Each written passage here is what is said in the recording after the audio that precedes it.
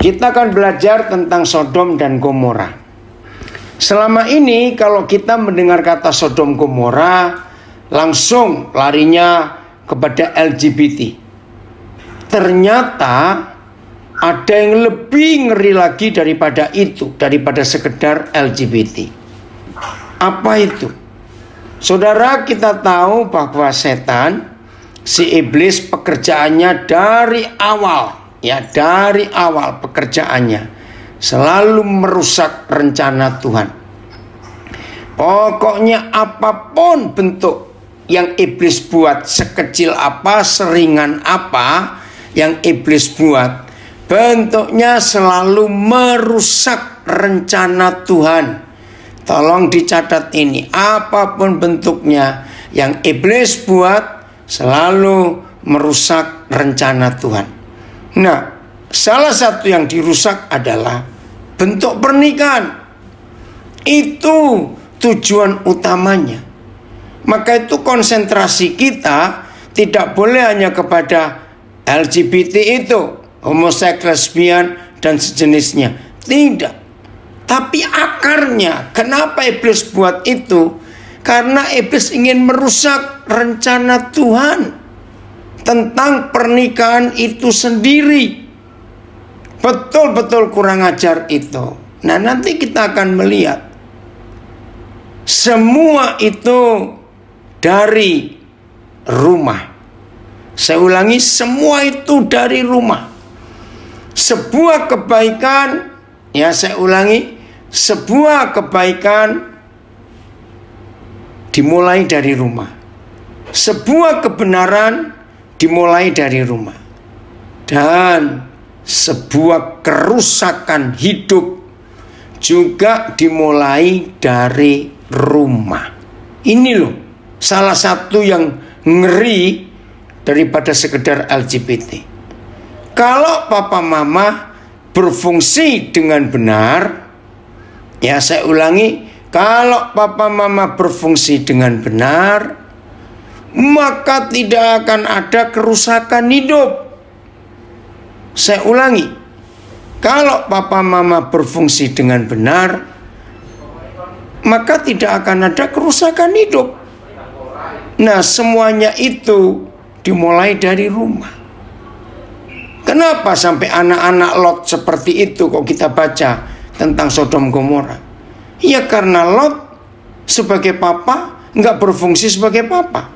Begitu pula istrinya, dia nggak berfungsi sebagai mama. Padahal anaknya cuma 2. Berarti mereka tidak bisa mengurus anak itu. Itu sebabnya saudara, kalau hari ini kita dapat kesempatan belajar tentang LGBT dan tentang Sodom dan Gomora, maka kita nggak boleh cuma melihat tentang LGBT. Ada yang lebih daripada itu. Oke?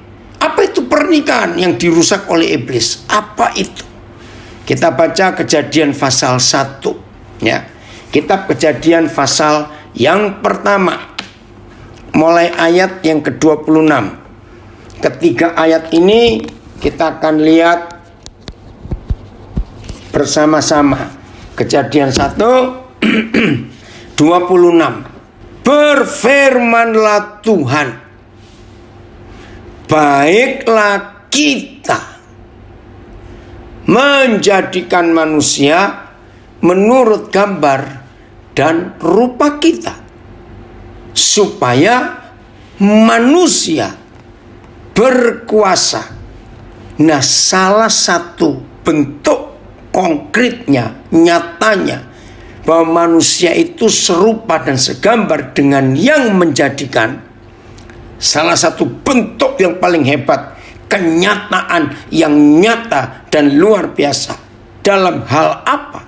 Di dalam hidup kita manusia itu ada keserupaan dan ada gambar Tuhan yang menjadikan kita. Dalam hal apa? Dalam hal supaya manusia itu berkuasa, punya otoritas, punya skill. Kalau saya pakai baca bahasa ilmu pengetahuan, punya skill, punya kemampuan Untuk apa? Untuk menaklukkan semua yang Tuhan ciptakan. Nah, pasti saudara bertanya, nah kalau begitu kita juga harus menguasai manusia dong. Nah, itu salah. Perhatikan, Tuhan menjadikan kita, Dia tidak menciptakan kita. Beda. To make and to create. Beda. Ya. Bahasa Inggrisnya let us make a man in our image. Make, bukan create. Loh, apa bedanya? Beda sekali. Menjadikan itu akarnya melahirkan, akar katanya melahirkan. Maka itu anak yang dilahirkan oleh orang tuanya wajar, walaupun tidak harus mirip orang tuanya.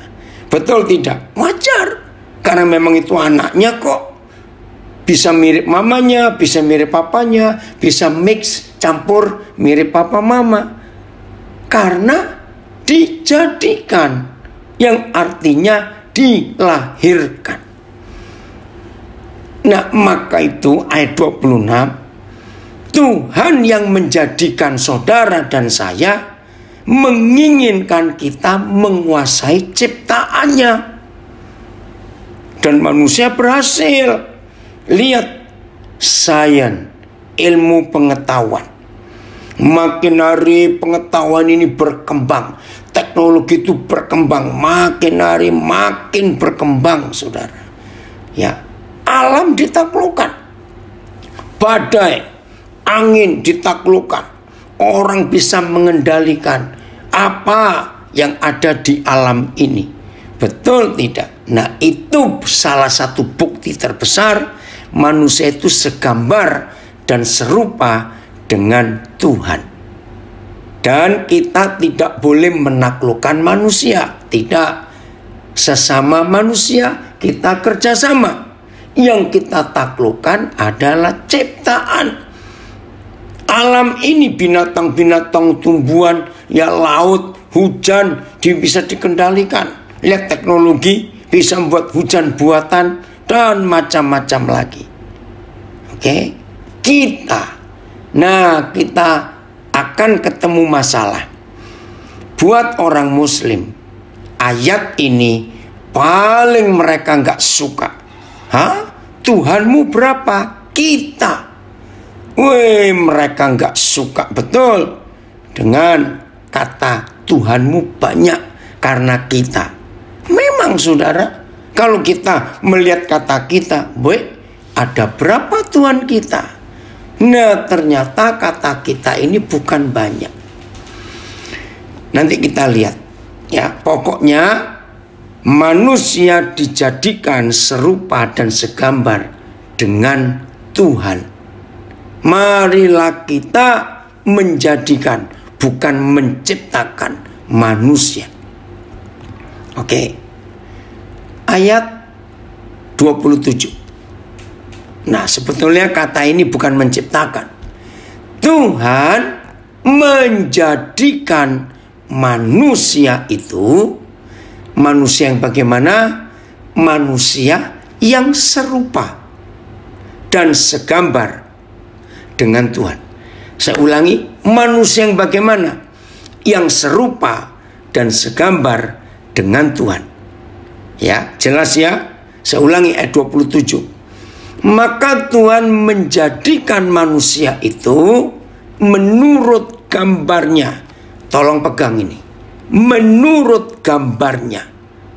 Ya, saya ulangi. Maka Tuhan menjadikan manusia itu menurut gambarnya. Ini luar biasa. Menurut gambar Tuhan. According to His image. Dijadikannya laki-laki, dijadikannya dia tunggal, singular, ya, tunggal, satu. dia. Titik koma. Siapa dia itu? Nah, ini loh rahasianya. Kalau dia, ya dia. Satu. Dia kok. Tapi titik koma, ternyata dianya itu bukan satu. Laki-laki dan perempuan dijadikannya. Nyanyi huruf besar. Mereka. Loh, dari dia kok bisa jadi mereka? Ayo, bagaimana ini? Sudah, jangan panik. Percaya dia itu Tuhan yang luar biasa. Nah, di dalam teologi, doktrin hampir semua gereja ya percaya bahwa Tuhan itu Bapa laki-laki. Karena Bapa kami dalam surga. Betul? Iya betul, tidak perlu diragukan lagi. Dia Tuhan itu laki-laki. Tapi tentang kata kita di ayat 26 tidak menunjukkan gender, tahu gendernya, jenis kelamin, tidak. Lalu menunjuk apa? Wih, ini yang dirusak oleh iblis. Maka muncul Sodom dan Gomora. Pertanyaannya, kalau Tuhan itu laki-laki, pelan-pelan ya, padahal manusia itu laki dan perempuan. Dari mana manusia itu laki dan perempuan? Ya karena Tuhan yang melahirkan. Dilahirkannya manusia. Dia, yaitu laki-laki dan perempuan, dijadikan manusia itu menurut gambar Tuhan. Saya harap sampai di sini saudara menemukan sesuatu. Menurut gambar Tuhan dijadikannya dia, yaitu laki-laki dan perempuan. Maaf, kalau Tuhan itu laki-laki saja, lalu yang perempuan itu gambarnya siapa? Lalu manusia perempuan ini menurut image-nya siapa? Oh maaf. Ya. Betul gak saudara? Menurut image-nya siapa? Laki-laki dan perempuan dia jadikan. Nah, di sini kita menemukan sebuah kebenaran yang luar biasa, saudara. Kebenaran apa itu? Oh, terima kasih Bapak. Ternyata kalau manusia dijadikan serupa dan segambar dengan Tuhan, yaitu laki-laki dan perempuan, berarti di surga ada papa mama. Jangan kaget dulu dan jangan keluar dari Zoom, dari Instagram, dari Facebook, jangan. Tunggu dulu. Karena banyak yang kaget. Oh ya? Di surga itu ada papa mama. Yang benar. Kan cuma Bapa kami dalam surga. Saya kembalikan. Kalau memang saudara ngotot Bapa kami di dalam surga, maka Tuhan itu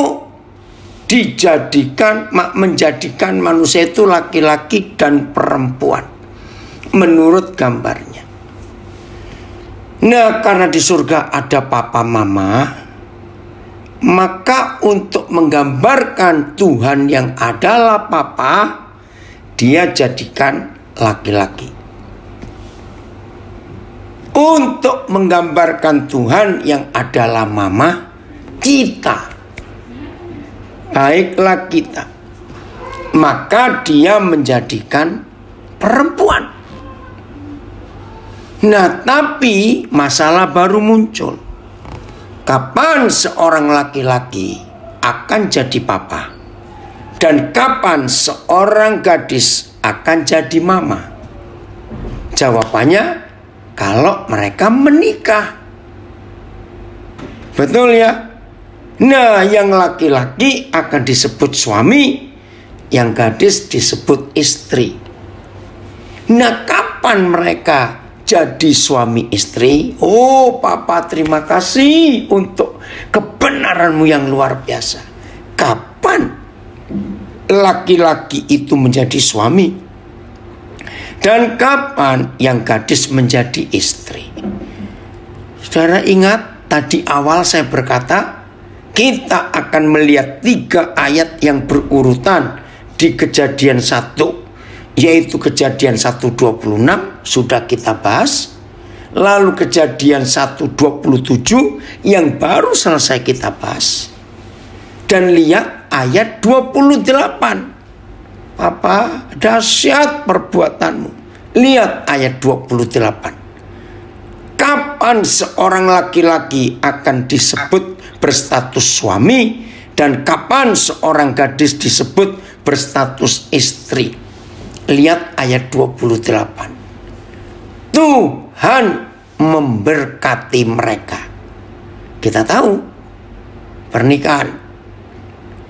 Saudara, bulan Desember ini seharusnya saya memberkati 4 pernikahan. Dan hari ini pernikahan yang terakhir di Denpasar.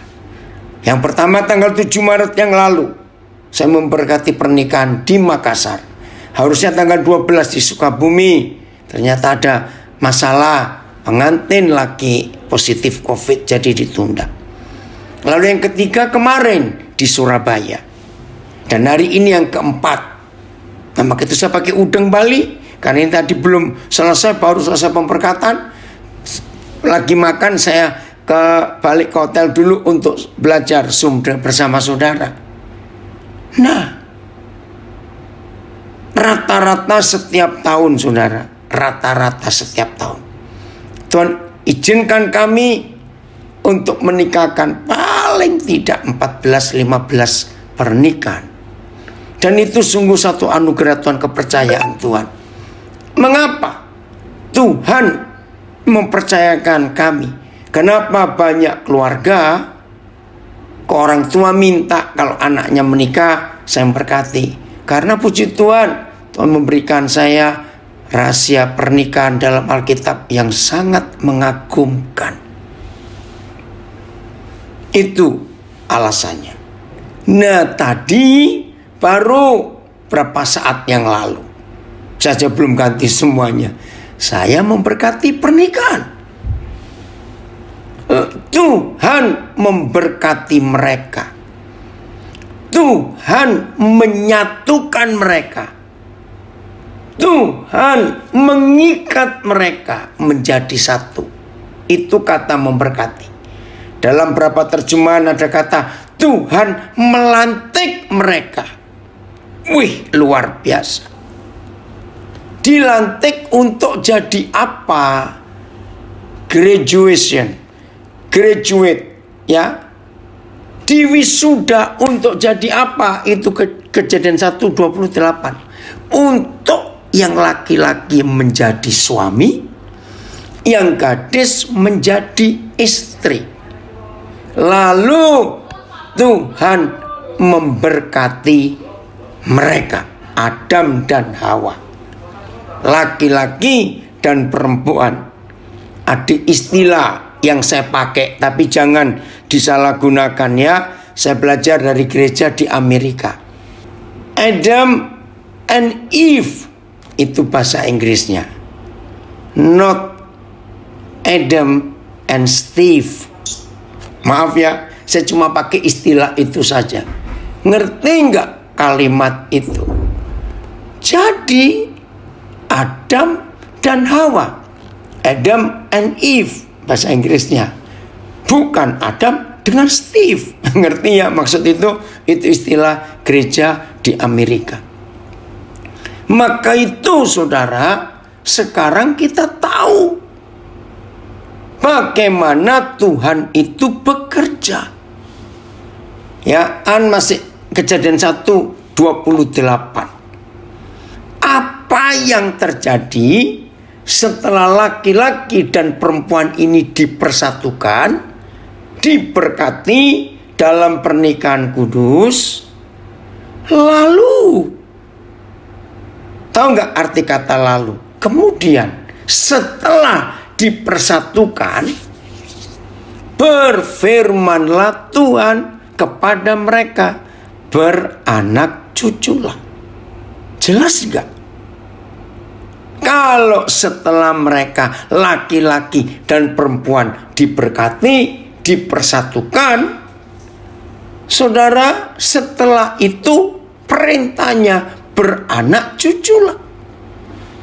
Berarti setelah dilantik jadi suami istri, nggak lama kemudian Tuhan mengubah status suami dan istri menjadi papa dan mama karena beranak cucu. Wih, ini luar biasa. 3 ayat ini dahsyat, saudara. Wih, terima kasih Bapak. Nah, ini yang dirusak oleh iblis dengan Sodom Gomora. Laki-laki dan perempuan dijadikannya dia. Terima kasih Bapak.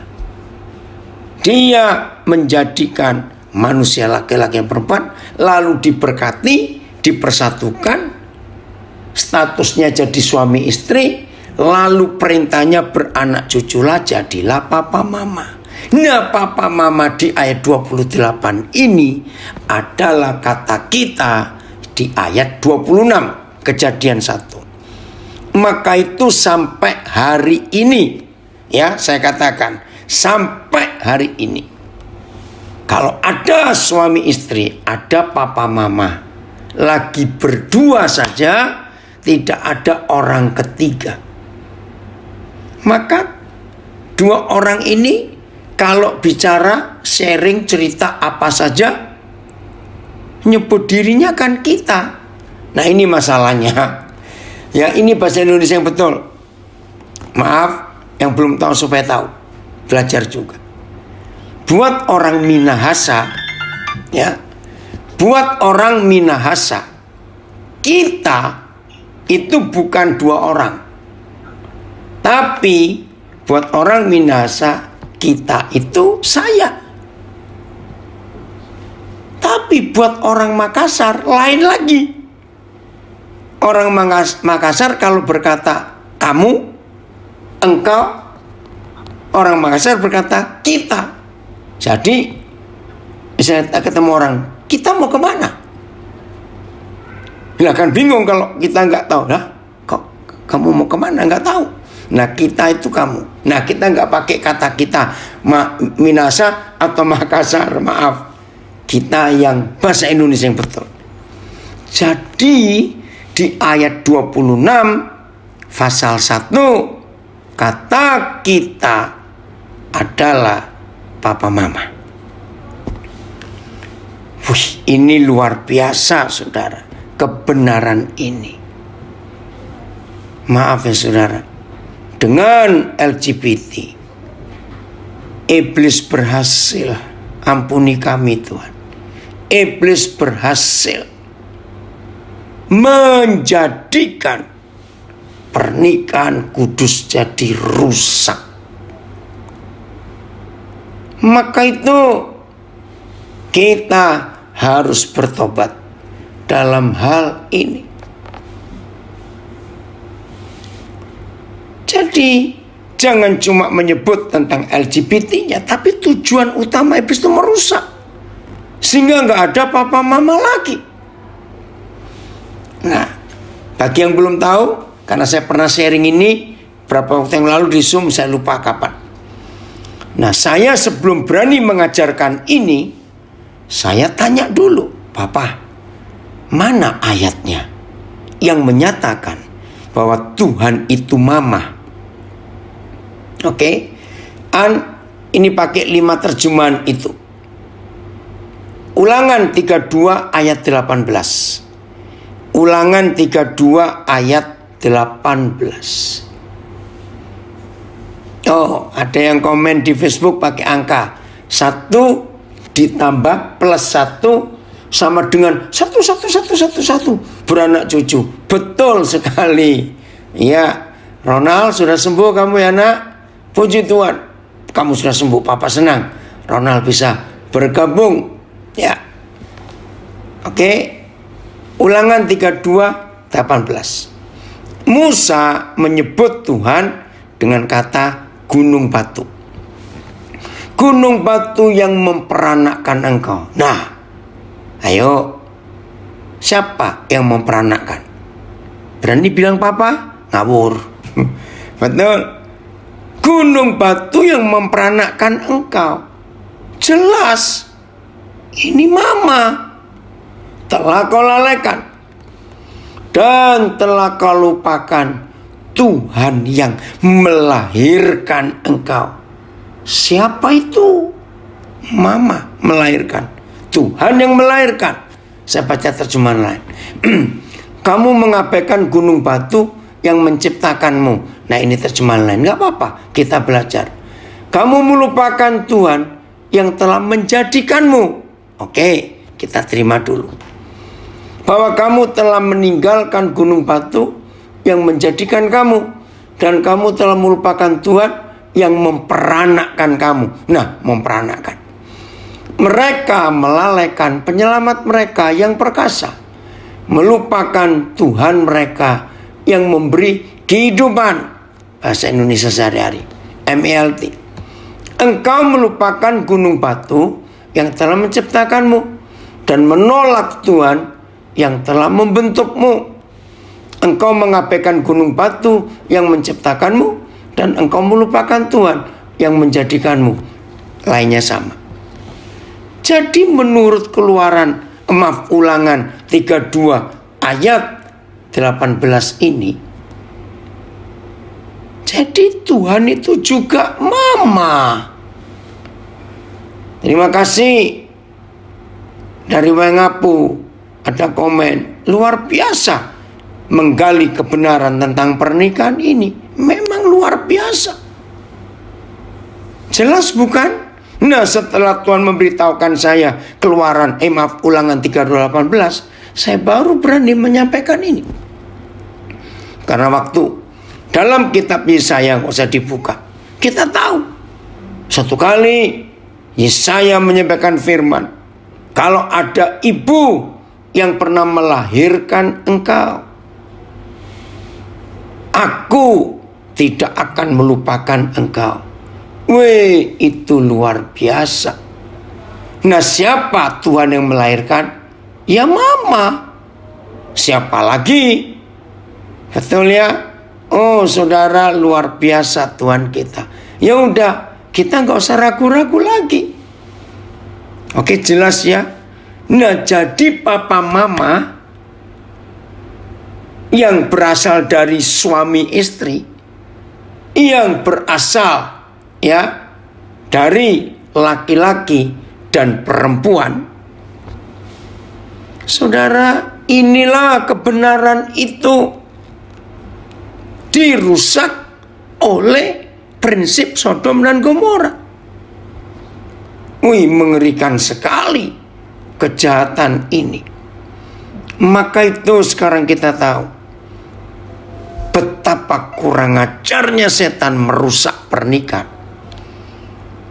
Saudara, tolong jangan hanya menganggap LGBT itu ngeri, jahat, menjijikkan. Jangan cuma itu. Saya harus ngomong kepada saudara semua. Perzinahan, perceraian itu sama jijiknya dengan LGBT. Maka itu jangan hanya bicara tentang LGBT itu. Sama. Apanya yang sama? Merusak rumah tangga, merusak pernikahan. Ntar saya baca chattingnya dari Philip. Ya, flesh gives birth to flesh.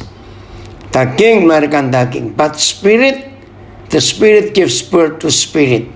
Ya, Yohanes 3 ayat 6. Jadi yang daging melahirkan daging, yang roh melahirkan roh. Puji Tuhan untuk fakta ini. Oke, jadi mulai hari ini saudara dan saya harus jaga semua pernikahan. Caranya ngerusak nggak cuma LGBT, perceraian itu juga merusak. Secara jujur, anak-anak, ya An makasih, enggak apa-apa. Bukan karena belum minum An ini dari Zoom. Anak saya di Samarinda bilang saya suruh minum, enggak, bukan. Ya karena terus sibuk. Biasa saya ini kalau kurang tidur yang kalah suara saya. Ya. Kemarin itu diganggu itu dengan grup porak dari Surabaya. Sampai jam berapa itu? Awas ya. Oke, saya lanjutkan. Jadi yang kita jaga bukan cuma tentang LGBT, tapi tentang semua pernikahan. Pokoknya setelah iblis tahu Kejadian 1 ayat 26, 27, 28, iblis benci kepada pernikahan yang harmonis. Iblis gak suka. Maka itu harus bertobat kita, saudara. Harus bertobat. Oke. Kita buka salah satu penyebab LGBT. Salah satu, ya. Ada 3 yang kita mau pelajari penyebab LGBT itu. Salah satunya. Kita buka Matius 19 ayat 12. Ada orang yang tidak dapat kawin karena memang lahir demikian dari rahim ibunya. Nah, ini orang cacat. Dan ada orang yang dijadikan demikian. Ya. Oh. Ya, ini dari Frankfurt tanya LGBT. Asunta, ya. LGBT, ya. Lesbian, gay, apa satu B, bisexual and transgender. LGBT. Oh, yang di Jerman ya. Apa itu yang di Jerman? Jadi lagi sekali, lesbian, gay, bisexual and transgender. Jadi homoseks, lesbian, homoseks, ya. Terus apa? Biseksual, ya. Dan yang kelaminnya ganda, transgender. Oke. Ya. Kita akan melihat itu. Nah, ini sudah jelas ya, Sunta. Koden nggak tahu bahasa Jermannya apa itu. Oke. Saya lanjutkan. Yang kedua, ini masih ayat 12-nya. Jadi yang pertama, ada orang tidak bisa menikah karena lahir cacat. Yang kedua, ada orang nggak bisa menikah karena dibuat demikian oleh orang lain. Alasan ketiga, ada orang tidak bisa menikah atau tidak mau menikah karena kemauan sendiri.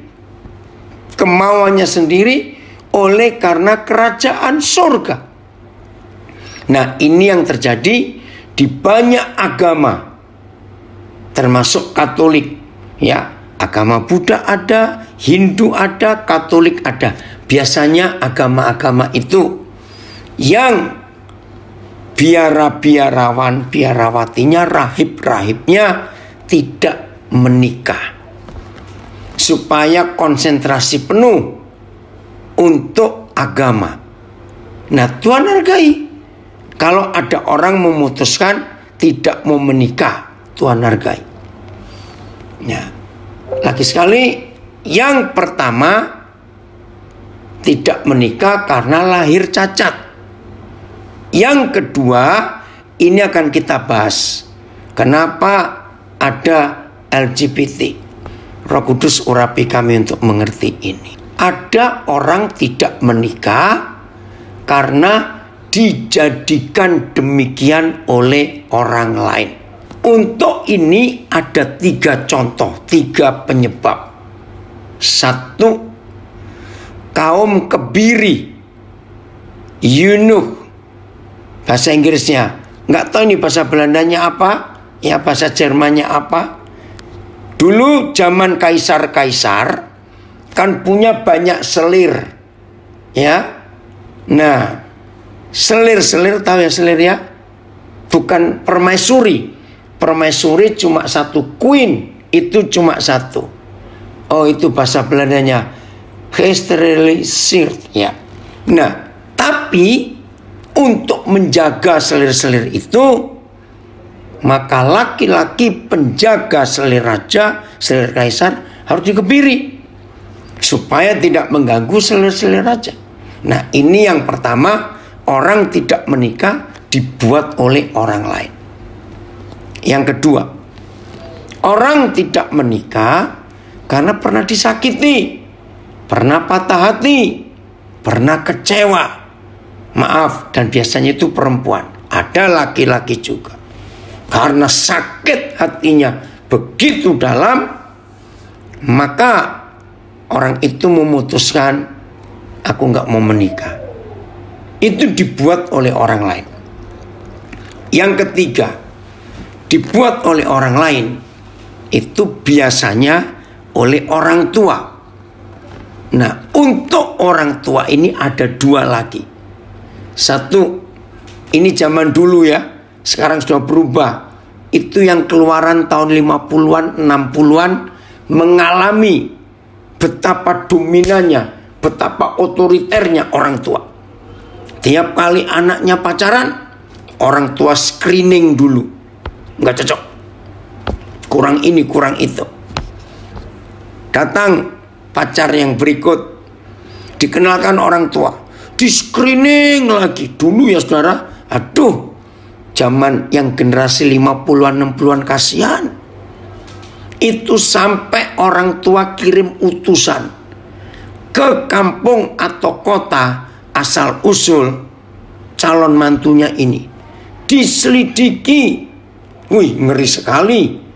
Saya masih ingat zaman itu sadis betul, melihat bibit bobot bebet.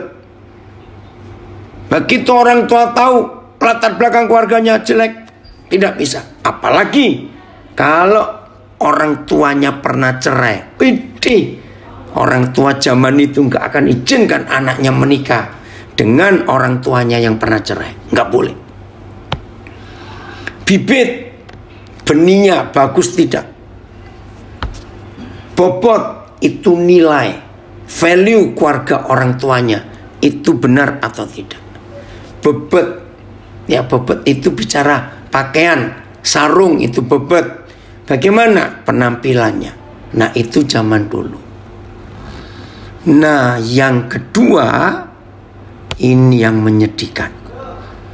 Yang kedua ini yang menyebabkan ada seorang anak jadi LGBT. Saya ulangi, menjadi LGBT. Begini, nah saya sudah ketemu dengan beberapa dokter dan ketemu dengan beberapa contoh fakta kasus nyata. Tolong perhatikan. Tapi sampai hari ini belum ditemukan medisnya, sainsnya. Kok bisa? Apa itu? Tuhan tolong kami untuk mengerti. Kalau ada ibu hamil dan bayinya ini perempuan, tapi orang tuanya pengen anak laki, sebab 4 anaknya sudah perempuan semua. Wajar kalau hamil kelima ini ingin laki. wajar. Tapi saudara, yang lahir perempuan. Nah, ini loh yang mengagetkan. Dengan batin, dengan memaksa, anaknya harus laki. Padahal yang jadinya perempuan. Memang Tuhan ingin anaknya ini perempuan. Saudara, hormonnya bisa berubah. Maka lahirlah anak yang tomboy. Tahu kata tomboy? Perempuan, cewek tapi kayak cowok. Mau rambutnya pendek, nggak mau panjang, nggak suka pakai rok. Maaf ya saudara, maaf. Jangan ada yang merasa tersakiti dengan fakta ini. Begitu pula sebaliknya. Kalau yang dikandung ini laki, Tuhan maunya anak laki.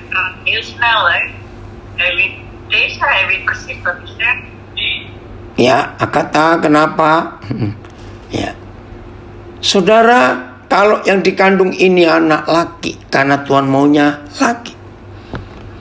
Tapi orang tuanya pengen anak cewek. Mati-matian, pokoknya cewek. Saudara, kasihan anak-anak ini. Nah, ini yang saya diskusi, belum pernah ketemu jawabannya. Kenapa hormon bisa berubah? Ya, kenapa hormon bisa berubah? Hanya karena diinginkan salah atau berlawanan dengan kehendak Tuhan. Saudara, ini luar biasa. Maka itu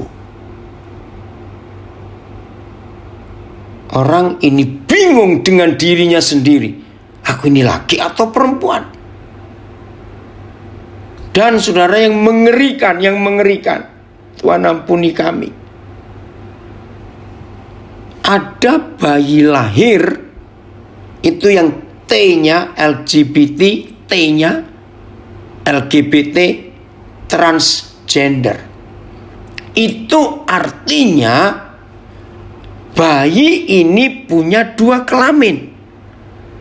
Ada vagina, ada burungnya yang laki. Tapi tidak sempurna dua-duanya. Saudara, aduh kasihan sekali anak itu. Nah, yang sampai hari ini saya itu belum bisa ngerti. Ya, maaf kalau saya nyebut bangsa. Saya belum bisa ngerti sampai hari ini. Di Asia hanya ada 2 negara kasus kelamin ganda, bayi lahir itu terbanyak. 1 di India, 2 di Thailand. Wih, ngeri saudara. Jadi kasus kelahiran, misalnya 1000 bayi, maka kalau negara lain 1000 bayi paling 1 atau 2 yang kelamin ganda atau transgender. Tapi di India dan di Thailand, wih, banyak sekali. Saya nggak tahu berapa angkanya. Jadi kalau kita melihat fakta ini, wih, Sodom dan Gomora itu memang usaha iblis untuk merusak surga